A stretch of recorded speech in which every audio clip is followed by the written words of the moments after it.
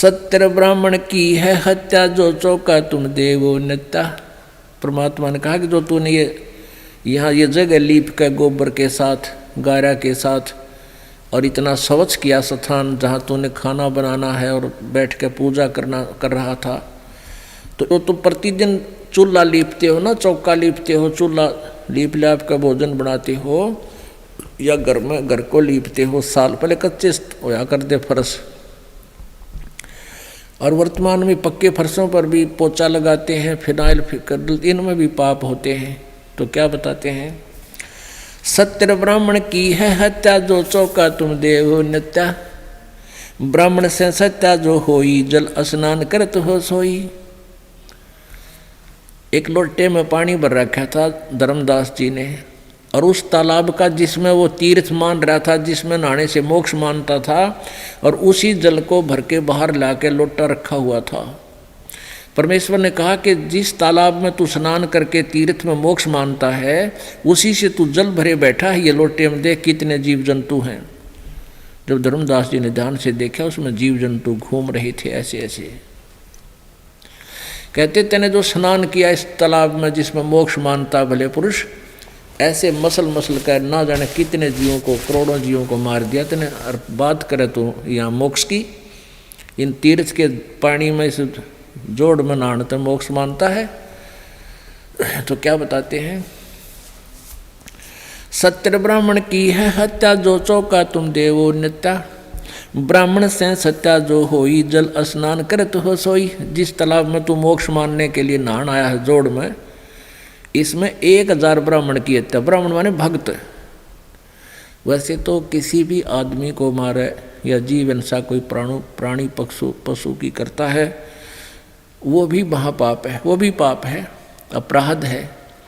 लेकिन भगत को मारना महाअपराध है, क्योंकि भगत किसी को सेध्या नहीं करे, और निकम्मी आत्मा उनको कोई वाद विवाद करके आप ही दुखी हो करके अपने अज्ञान से उनको हानि कर देते, मार देते थे। तो अब क्या बताते हैं कि एक ब्राह्मण एक भगत के मारने का जो घोर पाप है, ऐसा 1000 ब्राह्मण मारने का पाप है जो इस तीर्थ में तू नहाया। 1000 ब्राह्मण की हत्या का तुझे पाप लग गया। ब्राह्मण सेंस हत्या जो होई, जल स्नान करत हो सोई। चौके कर्मी कीट मर जाई, जी सूक्ष्म जीव जो दर्शे नाही। चौके में जैसे तुम चूल्हा बालते हो, लकड़ी जलाते हो, उसमें सूक्ष्म जीव जल जाते हैं, खत्म हो जाते हैं, जो दिखाई भी ना देते।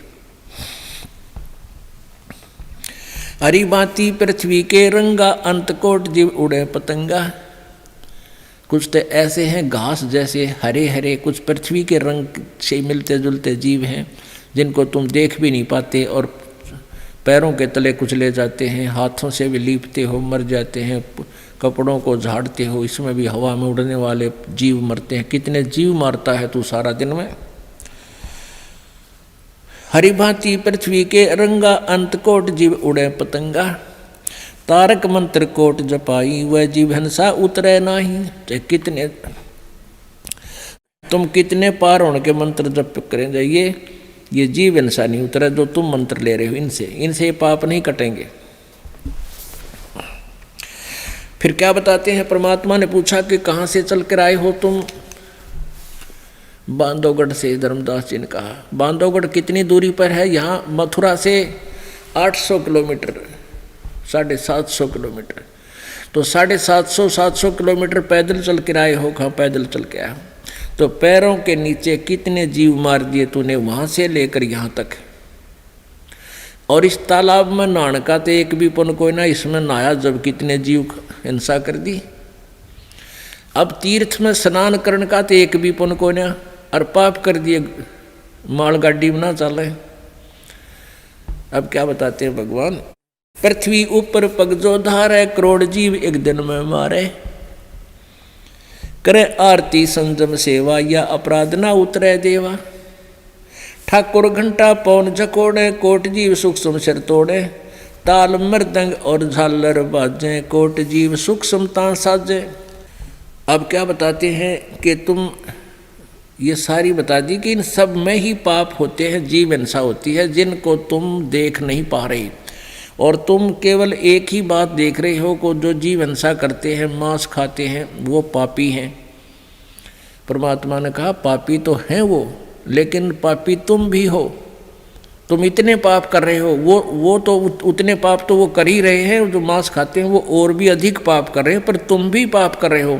और आप कह रहे हैं कि जो जीव हिंसा करता वो पार नहीं हो सकता। धर्मदास जी से कहा, परमात्मा ने पूछा कि आप स्वयं कह रहे थे कि जो जीव हिंसा करते हैं वो अपराधी पार नहीं होते। अब तूने कितनी जीव हिंसा एक दिन में करती, अब तू कैसे पार होगा। और जिन मंत्रों को तू आधार बना रखा है, जिनको तू जाप करता, ये ना वेद में ना गीता में, ये व्यर्थ है।